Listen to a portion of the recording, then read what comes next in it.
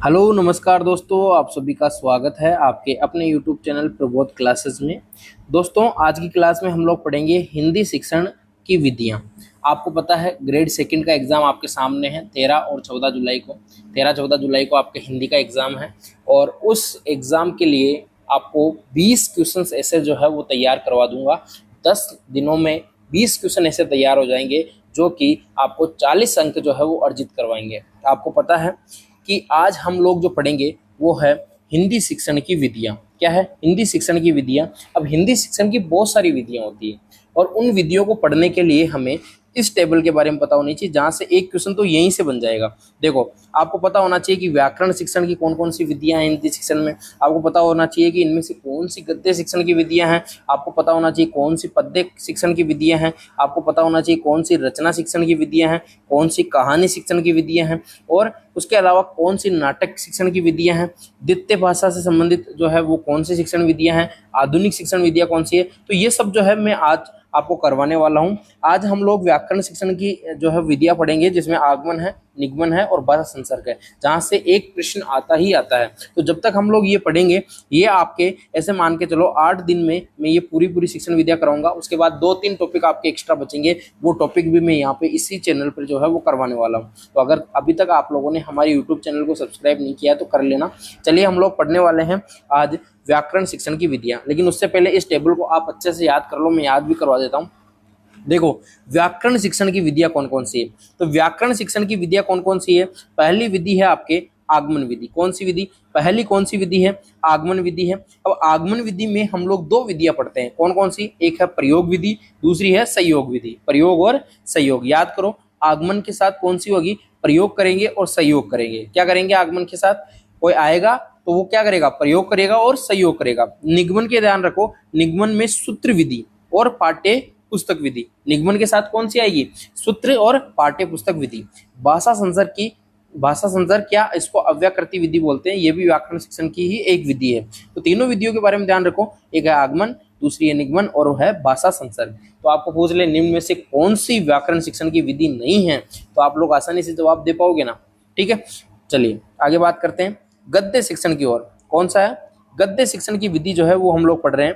गद्य शिक्षण में एक आता है उद्बोधन विधि, अर्थबोध या अर्थकथन विधि, व्याख्या विधि, प्रश्नोत्तर विधि, समीक्षा विधि, विश्लेषण विधि, संश्लेषण विधि। ये सब आपको पता होना चाहिए दोस्तों।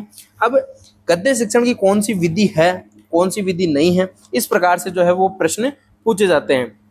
तो उद्बोधन विधि के बाद में अर्थ विधि या अर्थबोध विधि बोल सकते हैं, व्याख्या विधि बोल सकते हैं, प्रश्नोत्तर विधि आपके, उसके बाद में समीक्षा विधि, विश्लेषण विधि, संश्लेषण विधि। ये सब आपको ध्यान रखना है। अच्छा, हम लोगों ने गद्य शिक्षण पढ़ा है तो हम लोगों को पद्य कविता शिक्षण का भी पता होना चाहिए। पद्य या कविता शिक्षण का भी हम लोगों को क्या होना चाहिए? पता होना चाहिए। तो उसके लिए हमें कौन कौन सी विधियां पढ़नी पड़ेगी? देखो, एक मिनट, चलिए। तो पद्य और पद्य कविता शिक्षण की विधि में कौन सी गीत प्रणाली? सबसे पहले देखो, गीत किस में गाए जाते हैं? कविता और गीत एक ही बात है, आपको ध्यान रखना है। नाट्य या अभिनय, ये भी किसकी है? पद्य या कविता शिक्षण की विधि है। शब्दार्थ कथन या अर्थबोध विधि। फिर उसके बाद में 2 महत्वपूर्ण विधियां जहां से प्रश्न पूछे जाते हैं, इंपॉर्टेंट कर लेना। अगर ये नोट्स की पीडीएफ चाहिए ना तो टेलीग्राम पे 22 जून के बाद में आपको डाल दूंगा।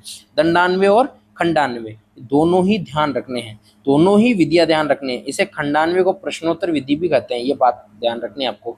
व्यास विधि। अच्छा, व्यास जी का नाम सुना आप लोगों ने? व्यास जी क्या करते थे?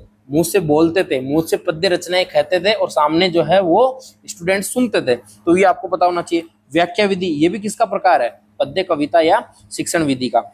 तुलना विधि, समीक्षा विधि, ये आपको ध्यान रखनी है। तो क्या, एक तो पद्य कविता में क्या करेंगे? गीत गाएंगे, नाटक करेंगे, शब्दार्थ या अर्थबोध आएंगे, ठीक है। दंडान्वय, खंडान्वय, व्यास विधि, व्याख्या करेंगे, तुलना करेंगे, समीक्षा करेंगे। ये सब किस में करेंगे? पद्य कविता शिक्षण में। फिर उसके बाद में आ जाती है रचना विधि, ठीक है। रचना विधि में पहली विधि आती है आपके प्रश्नोत्तर विधि। कौन सी आती है? प्रश्नोत्तर विधि। दूसरी आती है आपके चित्र वर्णन विधि। कौन सी आती है? चित्र वर्णन विधि। अब देखो, ये जहां हम लोगों ने गद्य शिक्षण पढ़ा था वहां पे उद्बोधन विधि पढ़ी थी, तो रचना शिक्षण का भी एक प्रकार है। कौन सी? उद्बोधन विधि, ठीक है। उद्बोधन है भाई, ठीक है। क्या है? उद्बोधन है, ये उद्बोधन है। ध्यान रखना। फिर उसके बाद प्रवचन विधि, फिर रूपरेखा विधि, स्वाध्याय या मंत्रणा विधि या निर्देशन विधि बोलते हैं इसको, तर्क प्रणाली या परिचर्चा विधि, अनुकरण विधि, भाषा यंत्र विधि। ठीक है, भाषा यंत्र विधि, ये सब किसके प्रकार है? रचना शिक्षण के प्रकार है। किस कौन कौन से? आपके प्रश्नोत्तर, चित्र वर्णन, उद्बोधन, प्रवचन, रूपरेखा, स्वाध्याय, तर्क प्रणाली, परिचर्चा, अनुकरण विधि और भाषा यंत्र विधि। ठीक है, आज आप पढ़ लो, फिर आज के बाद में आप लोग जिस दिन पेपर हो उसके एक दिन पहले जो है मैं इसकी मैराथन बना के डाल दूंगा, आराम से पढ़ लेना। ठीक है, बात करते हैं कहानी शिक्षण, लेकिन उस दिन समझ में नहीं आएगा, उस दिन सिर्फ और सिर्फ रिकॉल करना, आज सिर्फ याद करो। ठीक है, कहानी शिक्षण की कौन कौन सी विधियां, अभी मैं वापस से रिवीजन करवाऊंगा आपको। कहानी शिक्षण में पहली विधि आती है कहानी या मौखिक विधि। कौन सी? कहानी या मौखिक विधि। और दूसरी आती है चित्र प्रदर्शन विधि। तो कहानी में तो दो ही याद रखनी है, एक तो कहानी याद रख लो, कहानी मौखिक विधि, और दूसरी है चित्र प्रदर्शन विधि। ठीक है, उसके बाद में देखो नाटक की कौन कौन सी विधियां, कौन कौन सी विधियां, देखो हम लोग शॉर्ट नोट्स के माध्यम से तैयारी कर रहे हैं। नाटक की शिक्षण की कौन कौन सी विधियां हैं? एक है आदर्श नाट्य विधि। कौन सी है? आदर्श नाट्य विधि। दूसरा है कक्षा अभिनय विधि, कक्षा अभिनय। अब देखो अभिनय के प्रकार है ये, कक्षा अभिनय, अभिनय, और ये ध्यान रखना अभिनय के कौन कौन से प्रकार है? कक्षा अभिनय और रंगमंच। ठीक है, तो ये दोनों आपको ध्यान रखने हैं। अभिनय के कौन कौन से प्रकार है? ये भी कक्षा अभिनय और रंगमंच अभिनय। ठीक है, तो ये दूसरी विधि है, कौन सी? अभिनय विधि। तो इसको दो कर लेना।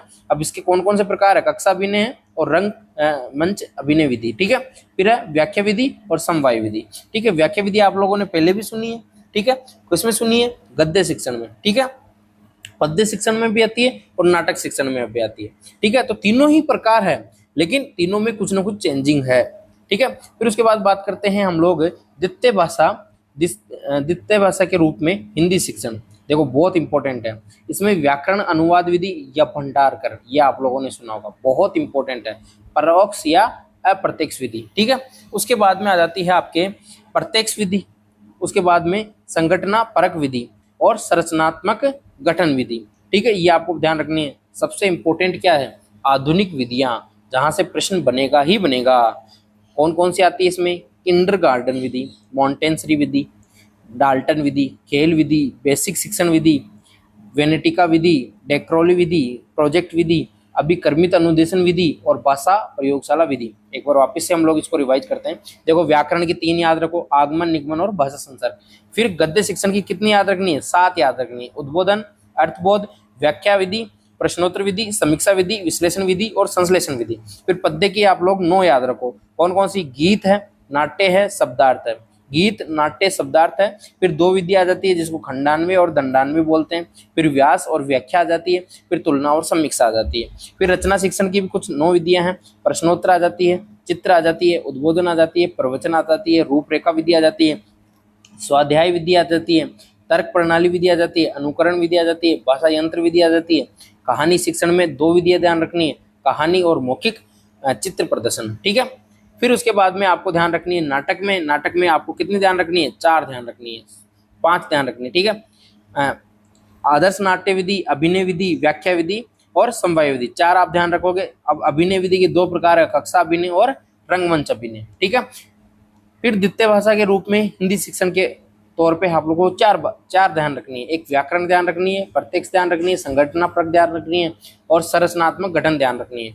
आधुनिक में आपको कुछ 10 विधियां ध्यान रखनी है, जिसमें किंडरगार्टन है, आप लोगों ने बहुत सारी तो सुनी भी होगी, जैसे किंडरगार्टन है, मॉन्टेसरी है, डाल्टन है, खेल विधि है, बेसिक शिक्षण विधि है, वेनेटिका विधि है, टेक्राली है, प्रोजेक्ट है, अभिकर्मित अनुदेशन है, भाषा संसर्ग है। तो ये आप लोग अगर ध्यान रखोगे तो यहाँ से एक प्रश्न आपको जो है निश्चित ही देखने को मिलेगा 101%। ठीक है, तो फिर इनको एक एक करके पढ़ने भी वाले हैं। तो अभी जितना आपको याद हुआ है, ऐसा मत सोचना कि कुछ याद ही नहीं हुआ। जब आप इस क्लास को देखोगे तो सब कुछ याद हो जाएगा, एक बार दिमाग में चला जाएगा, फिर एक बार वापस रिवीजन करोगे हमारे नोट्स के माध्यम से तो 2 बार याद हो जाएगा। ठीक है, चलिए, शिक्षण की उपयुक्त विधियों का चयन विषय वस्तु, विद्यार्थियों की आयु, स्तर, रुचि, उद्देश्यों के अनुसार किया जाना चाहिए। अब ये भी एक इंपॉर्टेंट फैक्ट आ जाता है, जैसे 4 ऑप्शन दे, चारों में से अगर एक ऑप्शन ही आ जाए आपके कि शिक्षण की उपयुक्त विधियों का चयन कैसे किया जाए, तो विषय वस्तु को, विद्यार्थियों की आयु को ध्यान रखते हुए, या विद्यार्थियों के स्तर को ध्यान रखते हुए, या रुचि को ध्यान रखते हुए, या उद्देश्यों के अनुसार। अब उसमें कुछ और दे दे, शिक्षक के अनुसार दे दे आपको कि शिक्षक के अनुसार ध्यान रखना चाहिए, या फिर आपको दे दें कि उनके आयु के अनुसार ध्यान नहीं रखना चाहिए। ऐसा कुछ बहुत सारे ऑप्शंस जो है वो मिल जाते हैं, तो आपको विशेष तौर पे ये ध्यान रखना है। चलिए, हिंदी शिक्षण भाषा के जो विधियां हैं उनके मुख्य उद्देश्य क्या है, तो उनके मुख्य उद्देश्य हम लोग पढ़ने वाले हैं। पहला आ जाता है व्याकरण शिक्षण। व्याकरण शिक्षण का जो है उद्देश्य क्या होता है, भाषा का शुद्ध ज्ञान कराना, है ना। व्याकरण क्यों पढ़ाई जाती है, भाषा का शुद्ध ज्ञान करवाने के लिए। आपको संज्ञा, समास, संधि क्यों पढ़ाई जाती है, क्योंकि आप लोग उच्चारण सही कर सको, आप लोग सही अच्छे तरीके से जो है वो चीजों को समझ सको, या भाषा के बारे में जो है वो पूरी डीप नॉलेज आप ले सको। ठीक है। गद्य क्यों करवाया जाता है, गद्य शिक्षण आपको क्यों करवाया जाता है, कुछ चीजें को ग्रहण करने के लिए और अभिव्यक्ति के लिए।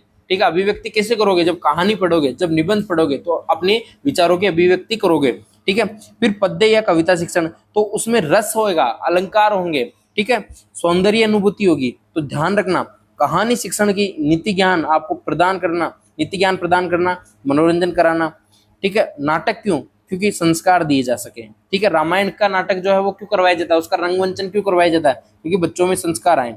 अनुवाद शिक्षण, अनुवाद क्यों, क्योंकि दोनों ही भाषा का द्विभाषी ज्ञान हो। ठीक है। यानी मातृभाषा का भी ज्ञान हो और आपको मूल भाषा का भी आपको ज्ञान हो। व्याकरण शिक्षण के बारे में ध्यान करते हैं। सबसे पहले ही अपना कौन सा आता है, व्याकरण शिक्षण। व्याकरण शब्द का शाब्दिक अर्थ क्या होता है, व्याकरण शब्द का शाब्दिक अर्थ है वह शास्त्र जिसमें किसी भाषा के शब्दों, प्रकारों और प्रयोगों के नियमों आदि का निरूपण हो।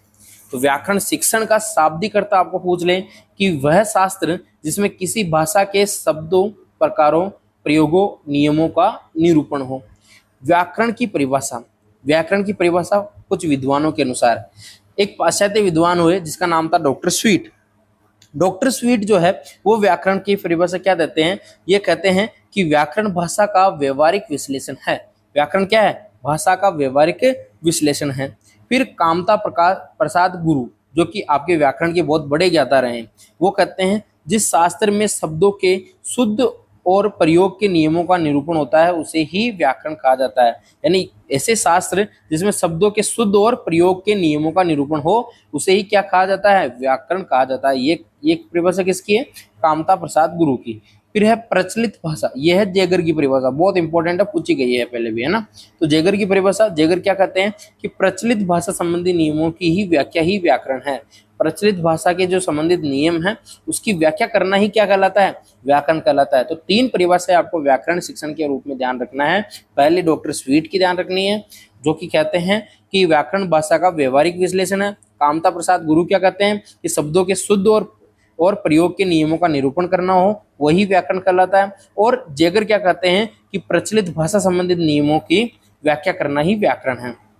फिर आपको ध्यान रखना है व्याकरण को वेद पुरुष का मुख कहा गया है। ठीक है। इसके लिए एक कथन जो है संस्कृत का मान्यता रखता है, व्याकरणम मुखम स्मृतम। ठीक है।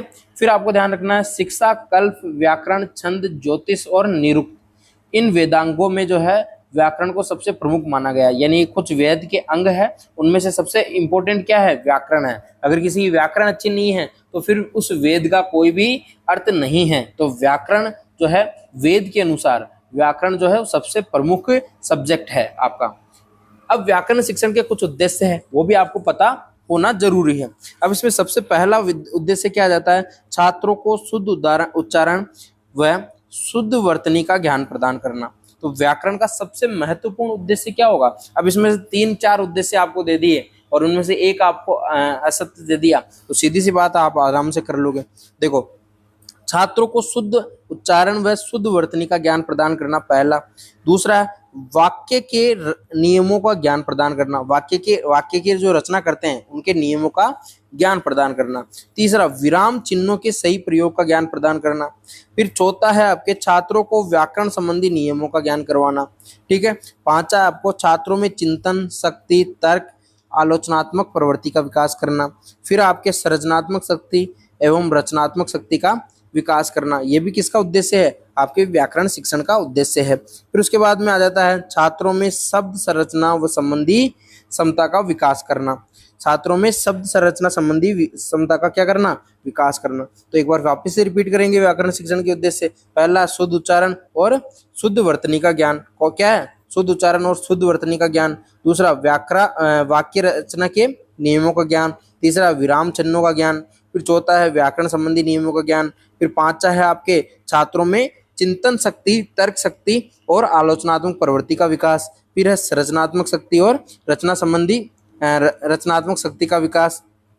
छात्रों में शब्द संरचना और संबंधी क्षमता का विकास करना भी व्याकरण का एक उद्देश्य है, ये आपको पता होना चाहिए।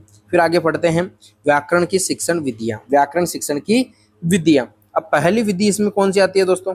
आगमन विधि। अब आगमन विधि में कुछ ध्यान रखो या नहीं रखो, हर बार जो प्रश्न पूछा जाता है वो हो सकता है उदाहरण से नियम की ओर। पहले उदाहरण देंगे फिर नियम समझाएंगे। क्या देंगे? उदाहरण देंगे फिर नियम समझाएंगे। अब इसमें पहली विधि आती है प्रयोग विधि, दूसरी आती है संयोग विधि। दोनों ही विधियों के बारे में ध्यान रखना है। इसके कौन कौन से पार्ट है? आगमन विधि के प्रयोग और सहयोग।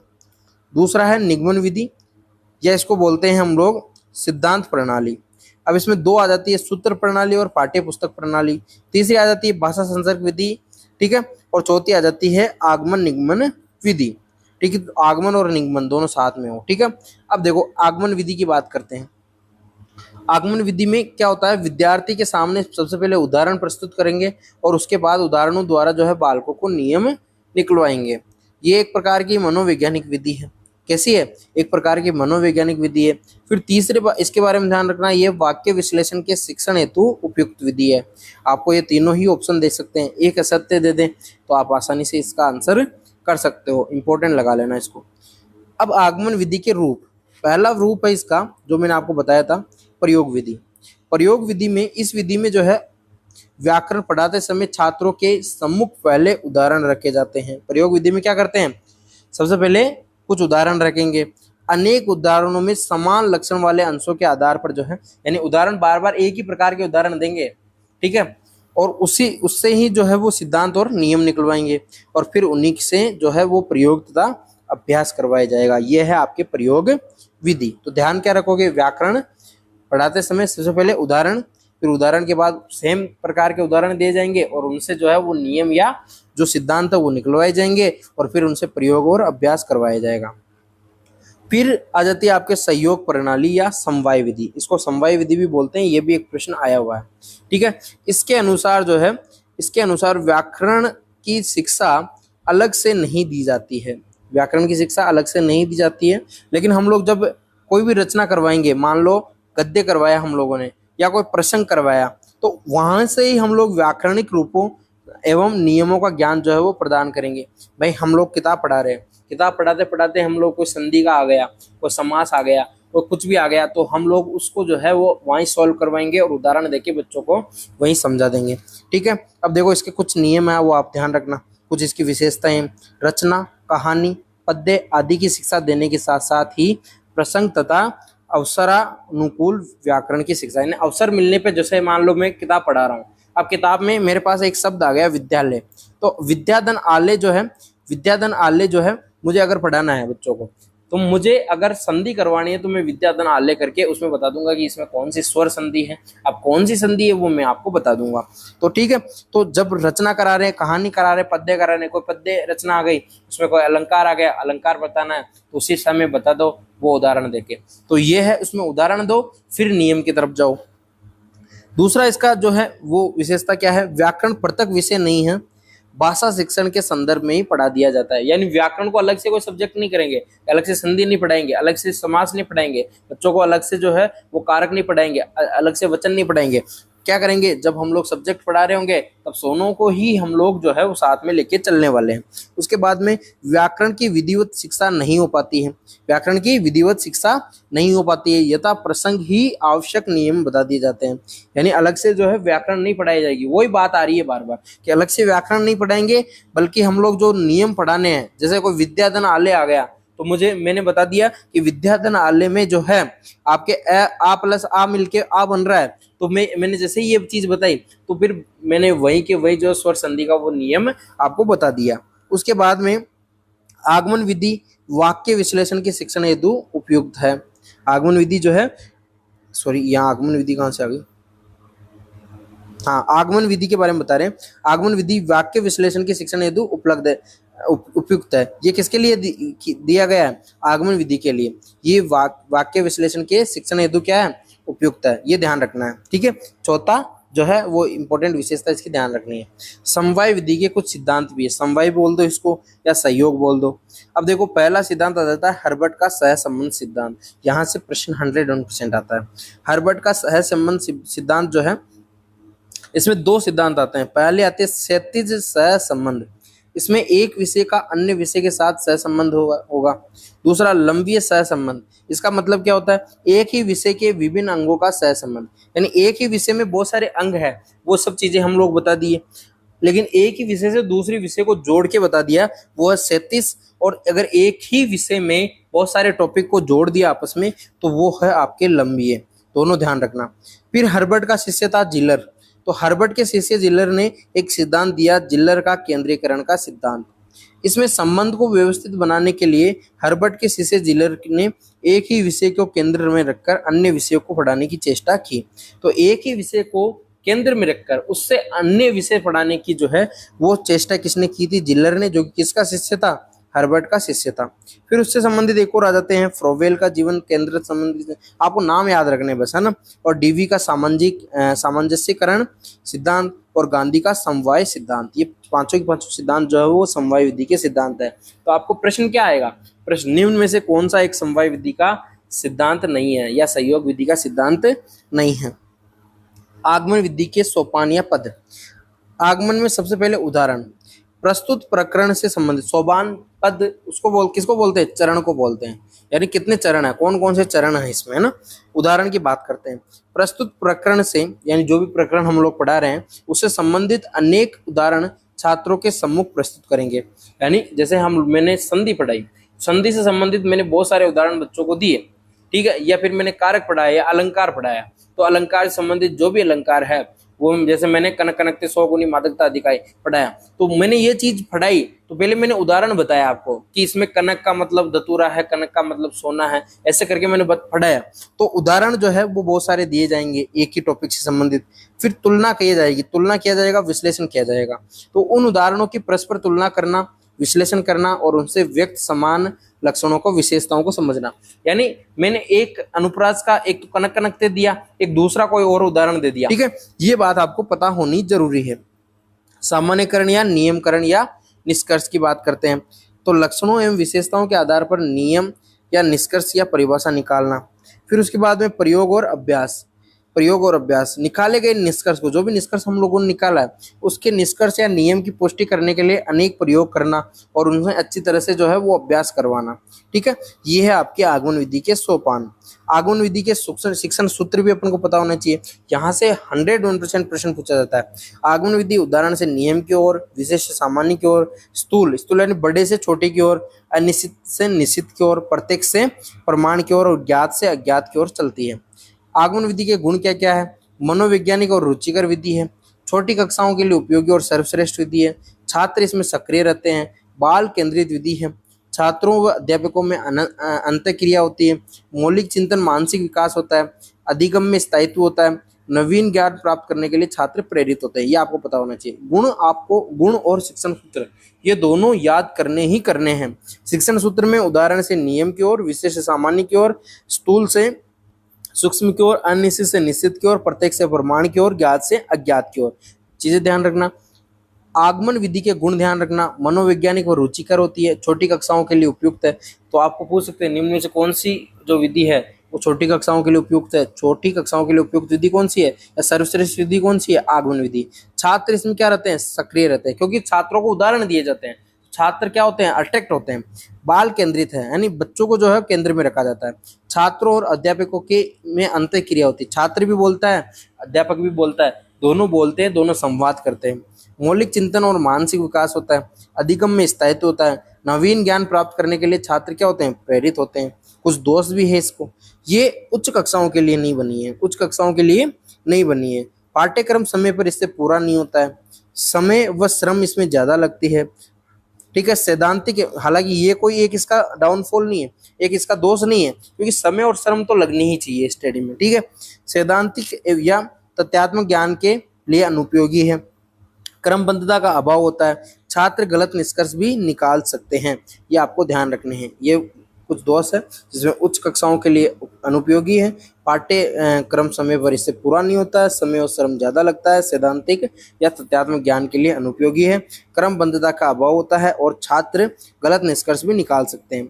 फिर आ जाती है आपकी सबसे इंपॉर्टेंट विधि, निगमन विधि, या इसको सिद्धांत प्रणाली बोलते हैं, या परंपरागत व्याकरण शिक्षण प्रणाली। अब इसके बारे में पढ़ते हैं। देखो, शिक्षक बच्चों को पहले व्याकरण के नियम बताता है, फिर उदाहरण देकर स्पष्ट करता है। इसके दो रूप है, पहला है सूत्र और दूसरा है पाठ्य पुस्तक प्रणाली। सूत्र प्रणाली के बारे में ध्यान रखना, मुख्य स्रोत क्या है? संस्कृत भाषा है। पाणिनि की अष्टदायी सूत्रों पर आधारित है। तो आपको पूछ सकते हैं पाणिनि की अष्टदायी सूत्रों पर आधारित कौन सी विधि है? तो निगमन विधि। फिर उसके बाद परंपरागत संस्कृत व्याकरण शिक्षण से की ही नकल की गई है। इस प्रणाली में छात्रों को व्याकरण के नियम सूत्र के रूप में रटा दिए जाते हैं तथा उनके लक्षण तथा उदाहरण बता दिए जाते हैं। यानी मेन चीजें बता दो। जैसे मैं अभी बता रहा हूँ ना, कुछ ज्यादा समझा नहीं रहा हूँ, लेकिन जब आपका एग्जाम पास में है तो मैं क्या कर रहा हूँ, शॉर्ट एंड स्वीट आपको चीजें रटा रहा हूँ, जिससे कि आप लोग आपका क्वेश्चन सही कर सको। ठीक है, अगर आपको क्लास अच्छी लग रही हो तो लाइक कर देना, नहीं लग रही हो तो कोई बात नहीं। चलिए आगे बात करते हैं। इस प्रणाली से भाषा के प्रयोग का ज्ञान और अभ्यास नहीं हो पाता है।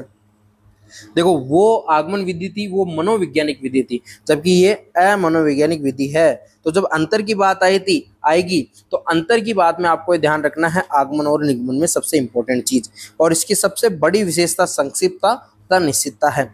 आगे बात करते हैं पाठ्य पुस्तक प्रणाली। पाठ्य पुस्तक प्रणाली अंग्रेजी के हिंदी में आई है। अंग्रेजी से क्या आई, कहाँ आई है? हिंदी में आई है। अब देखो, यहाँ से एक बार प्रश्न पूछा गया था, कौन सी विधि सुग्गा प्रणाली या तोता रटन प्रणाली कहा जाता है? कौन सी विधि को? तो सुग्गा या रटन प्रणाली निगमन विधि को बोला जाता है।